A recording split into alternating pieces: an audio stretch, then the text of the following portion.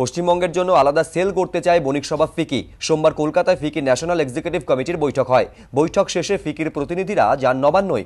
সেখানে তারা বৈঠক করেন অর্থমন্ত্রীর সঙ্গে।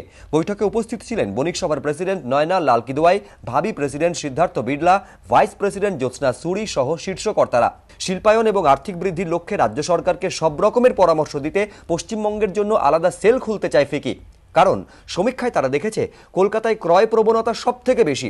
এরকম লোভনীয় বাজারে বিনিয়োগের আগ্রহ দিন দিন বাড়ছে। তাছাড়া কেন্দ্রের পূবে তাকাও নীতি রূপায়ণের ক্ষেত্রে এই শহরের ভৌগোলিক অবস্থানও ভীষণ গুরুত্বপূর্ণ। তাছাড়া উৎপাদন শিল্পের জন্য প্রয়োজনীয় কাঁচামাল পশ্চিমবঙ্গ এবং আশপাশের রাজ্যগুলিতে অঢেল পরিমাণে পাওয়া যায়। রাজ্য সরকারের সঙ্গে বৈঠকে ফিকি খুশি।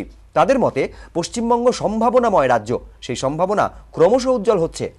We have offered that we are willing to set up a special West Bengal FICCI cell to actually work on investment plans and assist in building awareness around the country and elsewhere about the potential of West Bengal for industry, manufacturing and therefore for investment, and support this process in whatever way we can.